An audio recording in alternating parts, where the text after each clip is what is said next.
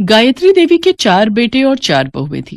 पहले और दूसरे नंबर की बहुएं अमीर खानदान से आई थीं और तीसरे और चौथे नंबर की बहुएं गरीब परिवार की थीं। इसलिए गायत्री देवी अपनी बड़ी बहू सुमन और दूसरे नंबर की बहू नीलम के ऊपर ज्यादा ध्यान देती थी और हमेशा उनकी ही तारीफ करती थी। बाकी दोनों बहुओं आशा और वर्षा की हमेशा बुराई करती थी, जबकि आशा और वर्षा सुमन और नीलम के मुकाबले ज्यादा अच्छे स्वभाव की थी। गायत्री देवी की चारों बहुएं गर्भवती थीं और घर में आजकल इसी बात को लेकर चर्चा हो रही थी। ये लो सुमन बहू, नीलम बहू, कहाँ हो तुम दोनों? इधर आओ जरा। अरे माँ जी, ये इतने सारे थैले, इनमें क्या ले आई आप? लगता है आप तो पूरा बाजार ही खरीद लाए हो। हाँ, है तो कुछ ऐसा ही। अब मेरी दोनों लाडली बहुएं गर्भवती हैं, सुंदर सुंदर बच्चों को जन्म देने वाली हैं, तो उनका ख्याल मैं नहीं रखूंगी तो और कौन रखेगा। ये देखो, ये रहे देसी घी से भरे हुए डिब्बे, ये रहे बादाम काजू किशमिश के डिब्बे और सभी तरह के फल सब्जियां। और हाँ, तुम दोनों को ये नमकीन वाले बिस्किट और केक भी पसंद है ना, तो मैं दुकान से ये भी खरीद लाई। अब रोजाना पेट भरकर खाया करो। तुम दोनों को अपने खान पान का पूरा ध्यान रखना है। ठीक है माँ जी। वैसे मैंने आपको जो पैसे दिए थे सारे लग गए या फिर कुछ बचे हैं? मतलब ऐसे ही पूछ रही थी कि उन रुपयों से सामान आ गया होगा।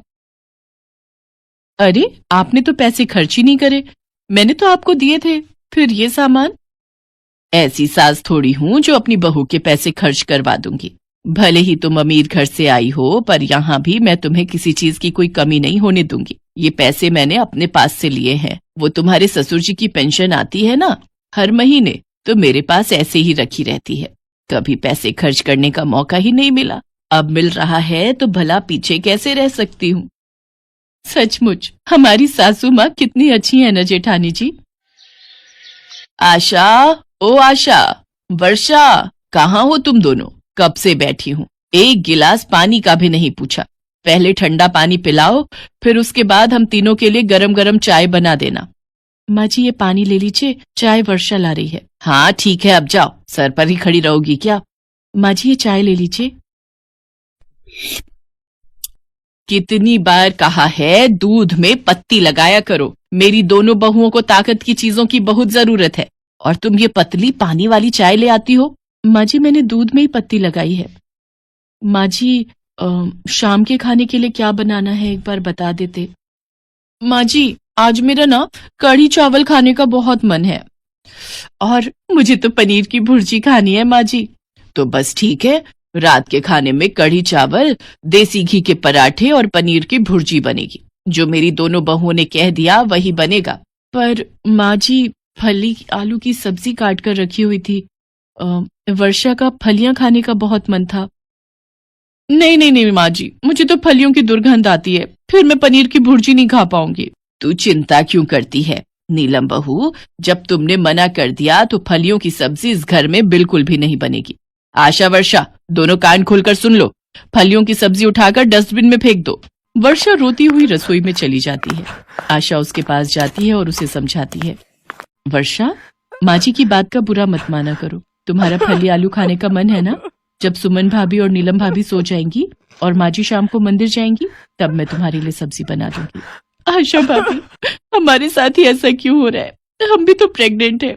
माँ जी हम दोनों का ख्याल क्यों नहीं रखती? मुझे पता है हम दोनों गरीब है, इसलिए ऐसा है ना।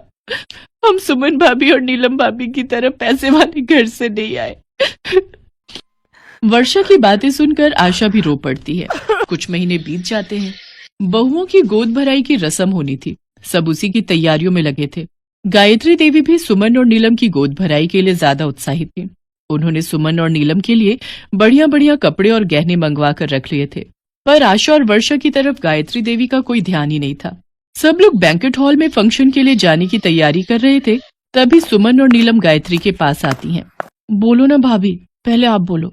क्या हुआ सुमन बहू, बोलो क्या है, बोलो क्या कहना है। वैसे जल्दी चलो, फंक्शन के लिए देर हो रही है, सभी रिश्तेदार और मेहमान आ गए होंगे। माँ जी, वो मैं कह रही थी कि इस फंक्शन में आप ना ही जाओ तो हमारे लिए और हमारे आने वाले बच्चे के लिए शुभ रहेगा। वो मेरी मम्मी कह रही थी कि एक विधवा का साया एक गर्भवती सुहागन पर पड़ना अच्छा नहीं होता। माँ जी, ये हमारे भले के लिए है, आप एक विधवा हो और आपका साया हमारे और हमारे आने वाले बच्चों पर पड़ा तो ये शुभ नहीं होगा। इसलिए आप इस फंक्शन में ना ही जाओ तो बेहतर है। आप आज हम दोनों से दूर ही रहना। हम नहीं चाहते कि हमारे आने वाले बच्चे की जान को खतरा हो। सुमन और नीलम की बातों को सुनकर गायत्री देवी को एक धक्का सा लगता है और उनकी आंखों में से आंसू बहने लगते हैं। वो हिम्मत बांधते हुए दोनों को सिर हिलाकर मना कर देती हैं। चलो नीलम, माँ जी हमारी बात को समझ गई हैं। अरे वो बहुत समझदार है। सुमन और नीलम फंक्शन में चली जाती हैं, पर कुछ देर बाद वो देखती हैं कि गायत्री देवी फंक्शन में आ गई हैं। माँ जी, हम आपको मना करके आए थे ना कि आप फंक्शन में मत आना। आपने फिर ऐसी बच्चों वाली हरकत की कि आप नहीं चाहती कि हम और हमारा बच्चा सुरक्षित रहे। तभी आशा और वर्षा आ जाती हैं। सुमन भाभी, नीलम भाभी, माँ जी को हम लाए हैं। माँ जी हमें और हमारे आने वाले बच्चों को आशीर्वाद देंगी। हाँ भाभी, माँ जी का आशीर्वाद हमारे लिए भगवान के आशीर्वाद के समान है। वो भी तो माँ है, उन्होंने भी तो बच्चों को जन्म दिया है। वो भी हमारे होने वाले बच्चों की दादी बनेंगी, इसलिए हमें आशीर्वाद देने का सबसे पहला अधिकार माँ जी का है। चलिए माँ जी, हम दोनों बहुओं को अपना आशीर्वाद दीजिए। हमारी गोद भराई की रस्म आपसे ही शुरू होगी।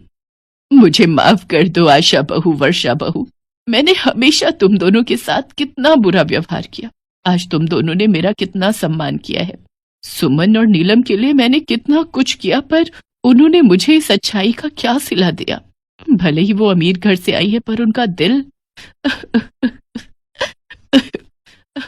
कहते कहते गायत्री देवी फूट फूट कर रो पड़ती है। माँ जी चुप हो जाइए, अब रोना नहीं। चलिए हम सब मिलकर फंक्शन में एंजॉय करेंगे। गायत्री देवी आशा और वर्षा को अपने गले से लगा लेती हैं। उस दिन से गायत्री देवी आशा और वर्षा को बहुत प्यार करने लगी। वो चारों बहुओं में बराबर ही समानता रखती थी। जिसके हिस्से का काम है उसी को करना है। ये नहीं कि सुमन और नीलम अमीर हैं तो उन पर ज्यादा ध्यान दें, ऐसा कुछ नहीं था। आगे भी चारों बहुओं और चारों बहुओं के बच्चों में भी गायत्री देवी ने समानता रखी।